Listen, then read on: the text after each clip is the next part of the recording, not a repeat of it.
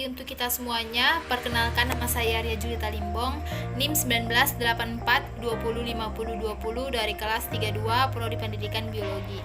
Baiklah, pada kesempatan pagi hari ini saya akan menjelaskan media pembelajaran tentang struktur sel bakteri. Selamat menyaksikan. Nah, media pembelajaran saya itu bentuknya seperti ini.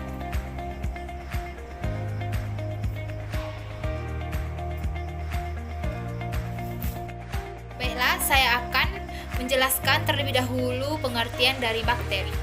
Bakteri berasal dari bahasa Yunani, yaitu bakterion, yang memiliki arti tongkat atau batang. Berdasarkan morfologinya, bakteri terbagi menjadi 3 golongan. Yang pertama, bacillus atau berbentuk batang. Yang kedua, spiral, yaitu bakteri yang memiliki bentuk bengkok atau berbengkok-bengkok. Dan yang ketiga, coccus, yaitu bakteri yang berbentuk bulat. Baiklah, saya akan menjelaskan struktur sel bakteri. Yang pertama itu ada kapsul. Yang ini, kapsul. Yang pertama, lapisan lendir atau kapsul. Sel bakteri dapat menghasilkan lendir ke permukaan tubuhnya. Lendir tersebut tersusun dari air dan polisakarida yang biasanya terdapat pada bakteri saprofit. Lendir yang terkumpul kemudian menebal dan membentuk kapsul yang tersusun atas glikoprotein.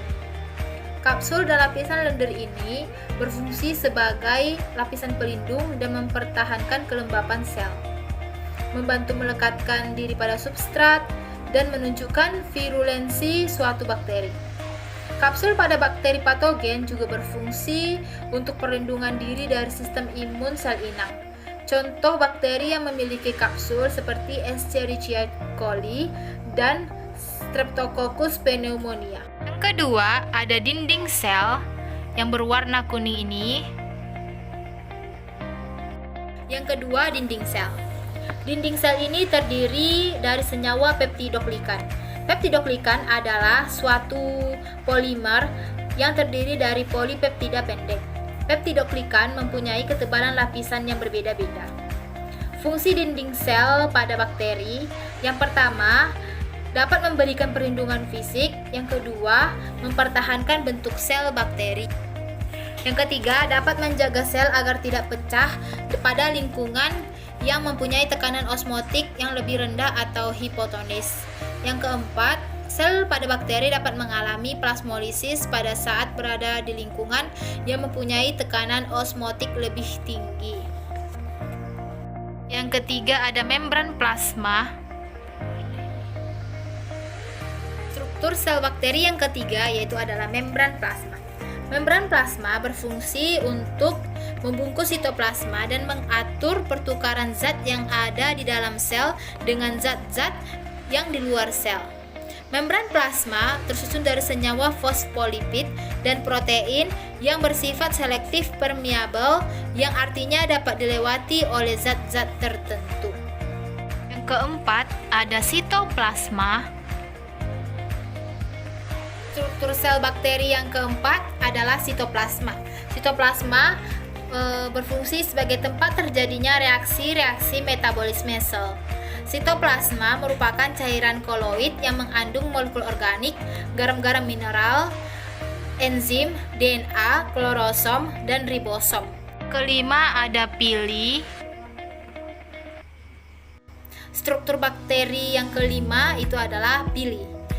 Pili merupakan rambut-rambut halus yang tumbuh dari dinding sel. Pili ini hampir mirip dengan flagella, tapi ukurannya lebih pendek dan lebih kaku. Fungsinya adalah untuk membantu perlekatan pada substrat dan penyaluran materi genetik pada saat konjugasi. Yang ketujuh, ada ribosom.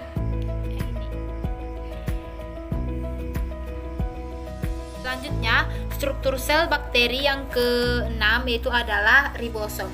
Ribosom merupakan organel kecil yang berfungsi sebagai tempat terjadinya sintesis protein.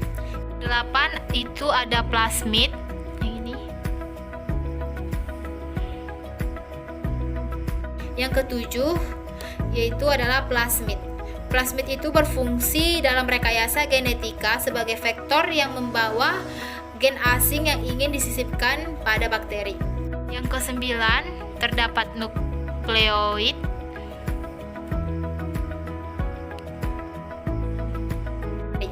Yang kedelapan itu ada nukleoid. Nukleoid adalah nukleus semu, tempat berkumpulnya DNA kromosomal bakteri. Dan yang ke-10 yaitu ada flagellum bakteri.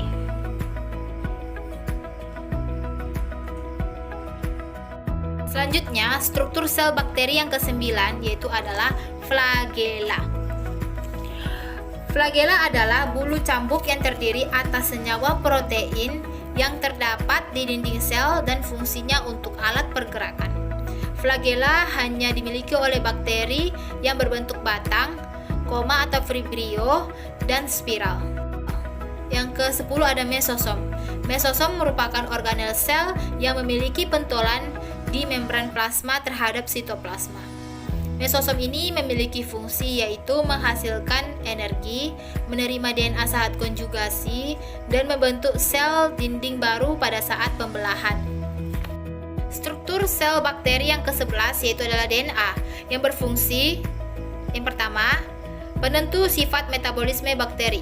Yang kedua, menentukan sifat fertilitas, patogen, serta ketahanan terhadap suatu antibiotik. Yang ke-12, granula dan vakuola gas yang berfungsi untuk tempat menyimpan cadangan makanan maupun senyawa lainnya yang dapat diproduksi.